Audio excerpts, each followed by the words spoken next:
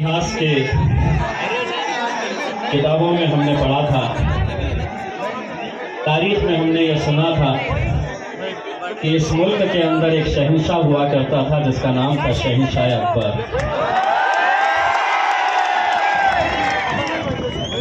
उस शहंशाह के बारे में हमने सिर्फ पढ़ा था, सुना था, देखा नहीं था। आज अल्हम्दुलिल्लाह इस अकबर के अंदर उस शहंशाह को हम देख रहे हैं जो यहाँ पर एक अलग तरह की दौलत लुटाने के लिए आप लोगों के बीच में है, और वो दौलत है तालीम की।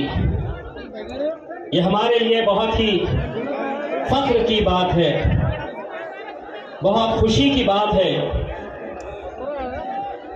कि हैदराबाद में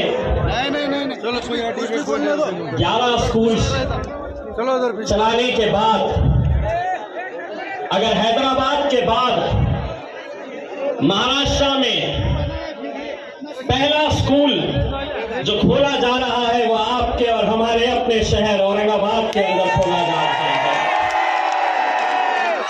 और वो इसलिए कि अल्हम्दुलिल्लाह ये आप लोगों की मोहब्बत है कि जिसने अकबर साहब को इस जिले से एक खासदार का तोहफा उन्हें नसीब किया था।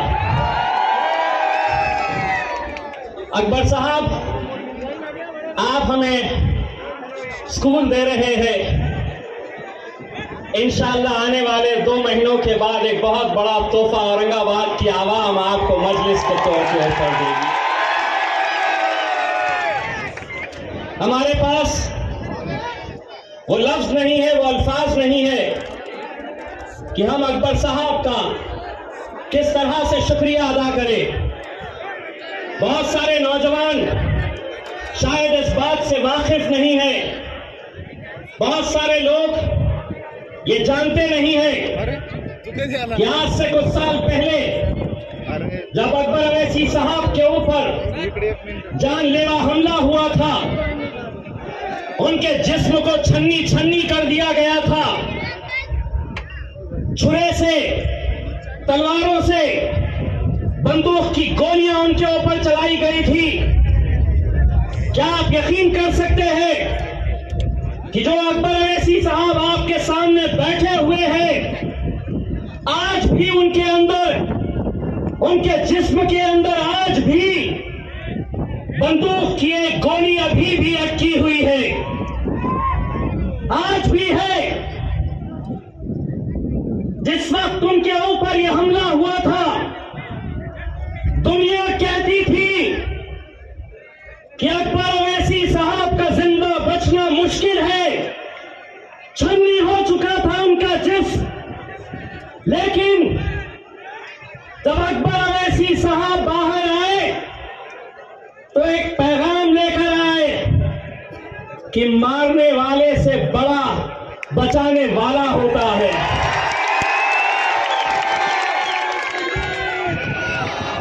और जब दोबारा एक नई जिंदगी लेकर अकबर अवैसी साहब आवाम के बीच में आए तो उन्होंने अपनी जिंदगी का मकसद बनाया, जिंदगी का मकसद बनाया कि अल्लाह ने मुझे एक नई जिंदगी दी है।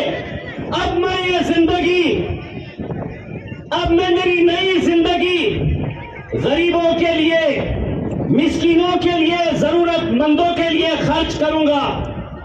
और शायद यही वजह है कि जितने दिन वो अस्पताल में थे, उनके लिए सिर्फ हैदराबाद की आवाम नहीं बल्कि पूरे हिंदुस्तान की आवाम दिन और रात उनकी जिंदगी की दुआएं मांगती थी।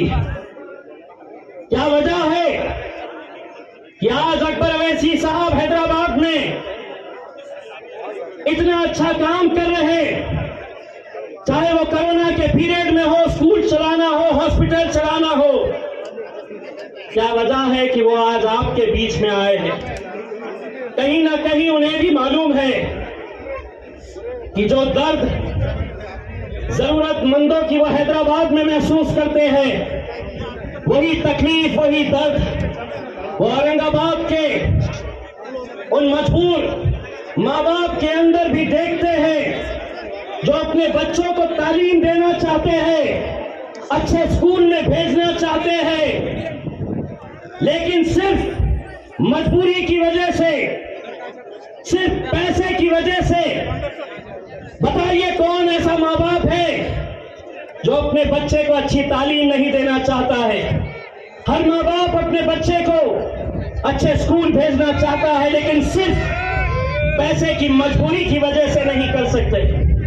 लेकिन आज अल्हम्दुलिल्लाह ये मैदान इस बात की गवाही देगा कि आज से कुछ साल के बाद इसी सरजमीन से इंशाअल्लाह हमारे जो बच्चे यहां से तालीम हासिल करेंगे वो इंशाअल्लाह यहां से डॉक्टर बनकर, इंजीनियर बनकर, आईएएस बनकर, आईपीएस बनकर, हो सकता है कि कुछ एमएलए और एमपी भी बनकर यहां से निकले। अकबर अवैसी साहब का नाम आते ही बहुत सारे लोग उछल जाते हैं, बहुत सारों को यह तकलीफ सताने लगती है कि अकबर साहब यहां क्यों आ रहे हैं। तो सुनो,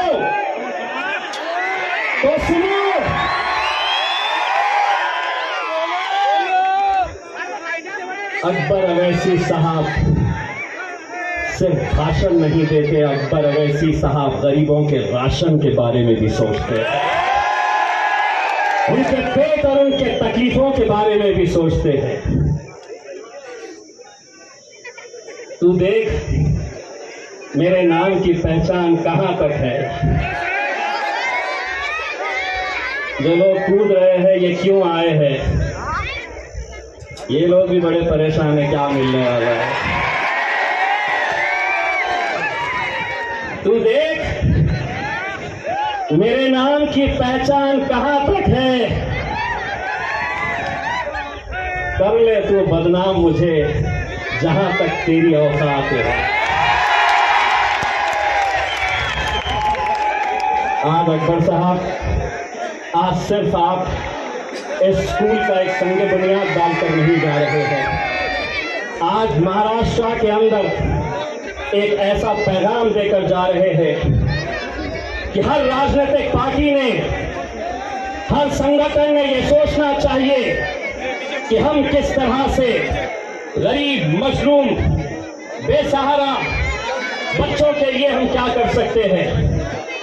अकबर साहब, जैसे मैंने आपको बताया हूं कि हमारे पास लफ्ज नहीं है, अल्फाज नहीं है, लेकिन मेरी ये आवाम, अल्हम्दुलिल्लाह मेरे ये नौजवान आपको अपने अंदाज के अंदर शुक्रिया अदा करेंगे। मैं आप लोगों से इल्तिजा करूंगा, दोनों हाथ ऊपर करिएगा और जोरदार तालियों से अकबर अवैसी साहब बताते रहिएगा जब तक ये लोग आपका पैगाम वहां तक नहीं पहुंचाते हैं।